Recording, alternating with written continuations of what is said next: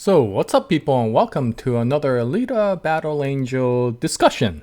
Now, this is a very impromptu discussion. I haven't planned anything about this, but the reason I'm starting to make Alita videos again is I kind of ran out of music. I was making Alita music videos for a while, and I promised Max Takjirai that, I would start making Alita vids again.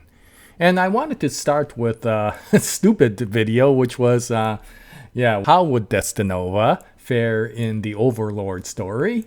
But before I did that, I did want to talk about my views with regards to Alita Battle Angel sequel. Now, these are just my views. There's nothing eye-opening. There's nothing new about this. And most of the stuff that I will talk about has already been covered by many people, including the Alita Army when they did their Radio Chaos episode 174, where they really went into detail with regards to the sequel. So rather than to see my video, if you really wanted to know about what the community thinks, you might want to look at their video. I'll leave a link to their video in the description section of this video.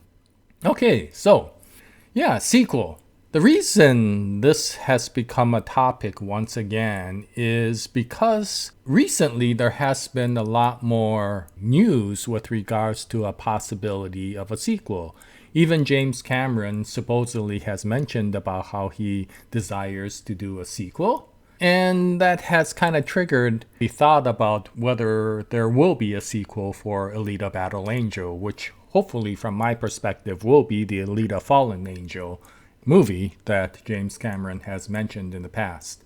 And because this recent discussion has been going on, I just wanted to talk a little bit with regards to, is there any indication or a growing indication that the possibility of a sequel may be increasing? And from my perspective, yes, if you look at the trends, and you always need to look at the trends rather than to see if there's any distinct news, because before there's any distinct news, you usually see that trends in the background start growing.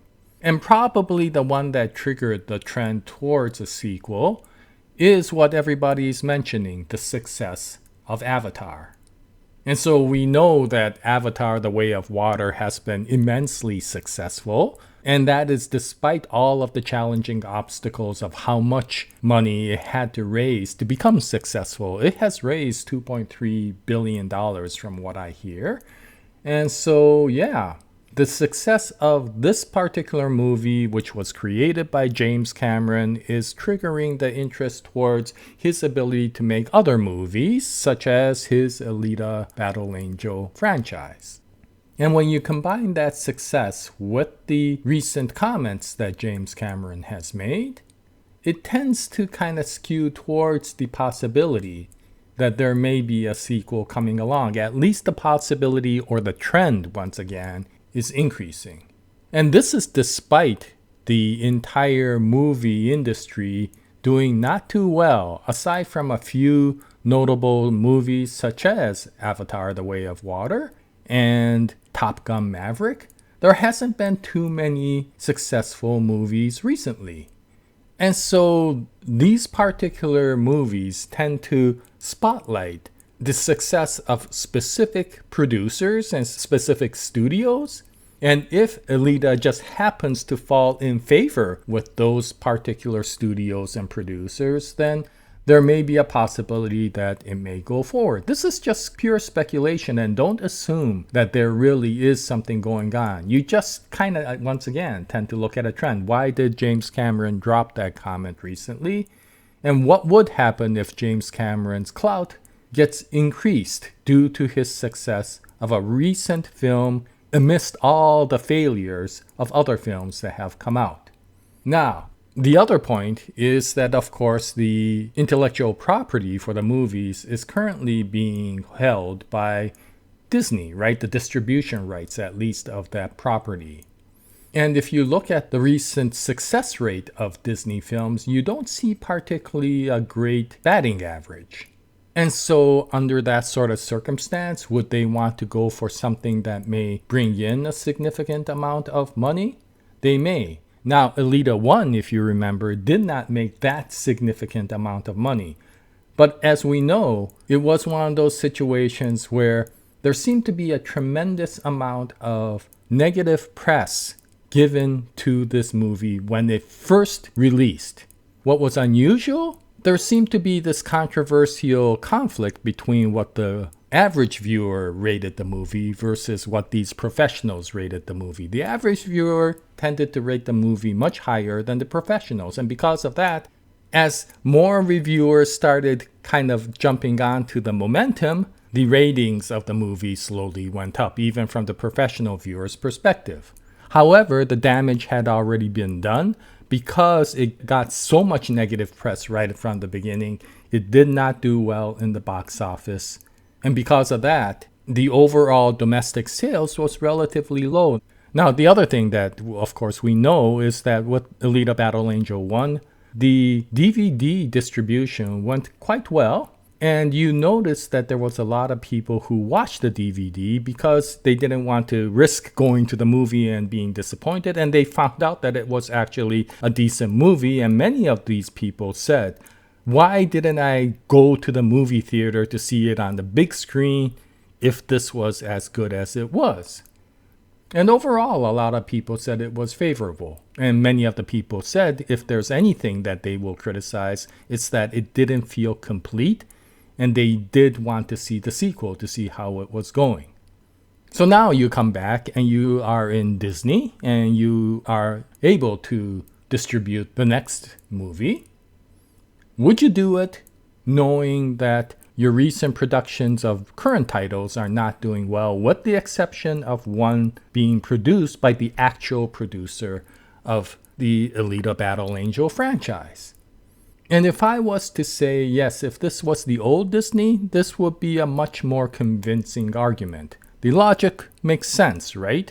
If you are not doing well and if you want your business to look better, then you should start thinking about the possibilities of productions that may potentially bring in a tremendous amount of money.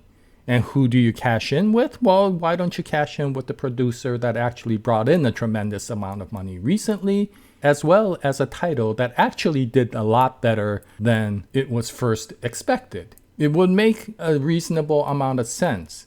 The only concern I have is that if money was the only issue with regards to certain productions, that you would think that when they see flops in previous productions, they would look into that sort of story and try to avoid making that sort of story once again. And yet they continuously, repeatedly make the same mistakes over and over again. Basically, I know better than the original creators of the story how to write this production. And therefore, we will rewrite it and make this a better story because I know better than the fans, I know better than the writers, I know better than the original creators how to write the story, and they have seriously destroyed many of their productions, which should have been an easy success. You could see that with the release of Mulan, where all of a sudden she went from being an underdog who used her wits to be able to overcome obstacles and be able to challenge and win over situations, to a superhero who naturally was already gifted and could do anything without lifting a finger. And that got some tremendous amount of criticism. And noticing that they had that critique for a complete rewrite of that story, then they went and made something like The Little Mermaid. And they did it again with Peter Pan. And they did it again with so many of their other productions. And they seem to be getting hit in the box office due to a lot of the changes that they make. And yet it seems like they just want to continue to go down that direction. In which case, if the common sense indicates that, hey, you have a really box office producer here with James Cameron, he is saying that he will put his heart and soul into the next Alita movie. The fans have said that, hey, Alita was a lot better than the original reviewers had reviewed it. The common sense would indicate, yeah, why don't we consider looking at this sequel but based on all of what they've been doing with their past productions, it doesn't seem like they are acting out of their common sense. So that is my main concern. However, with that said, once again, I do want to look at the trend. And the trend seems to be that it is positive. Many comments with regards to wanting a sequel has increased. If you look at the Radio Chaos podcast, they look into the number of Alita Battle Angel videos that come up in YouTube, and they've seen that it has grown recently. So if you see all these trends, there seems to be a potential growth of momentum for the possibility of a sequel. However, if there is the potential growth of the momentum, it is very small still. So if it's going to be squashed, it's easiest to be squashed now. There is no definite indication that there will be a sequel. However, there is enough indication and enough of a trend that one should keep on looking for the trend as one goes along. Now, the easiest way is to keep following the Radio Chaos podcast, because as more and more information comes out, they probably will announce it. But if this trend is to continue, you would expect that there's going to be a growing indication that more and more interest should be focused on the possibility of a Alita sequel, and you should hear more possible videos and announcements with regards to that. And so I am being hopeful, and I am hopeful that there will be something in the future. And if it is, they better not make the same mistakes that they've been doing with all these other franchises by saying, I know how to write it better than the original author, Yukito Kishiro. It should be in the way Yukito Kishiro wrote the original source material. And if that's the case, it better be about the closing story of the Motorball project, where Alita finally goes from her dark side back to a much more serene person again. And then it gets to the essence of what is the Alita Fallen Angel statement, which of course is the Japan arc. It better be the Japan arc, and they better not change it in any form whatsoever. And knowing that Robert Rodriguez and James Cameron were quite faithful in the original movie, I am hoping that they will be faithful in the second movie as well. But in any case, this is just my rambling. It was impromptu. I was just thinking about this, so I thought I would make a video about this. I'll start making more videos on the Battle Angel Alita universe once again. I hope you join me at that time. But in any case, what do you think about the possibility of a sequel? Do you think the trends are moving forward? Do you think we have overcome enough challenges that there will be a sequel now? Or do you feel that there are still enough unknowns that we really can't make a certain decision with regards to the possibility? Any comments that you leave will be greatly appreciated. And until my next Alita video, happy video watching, happy movie watching, and as always, Jaya, nice day, everyone.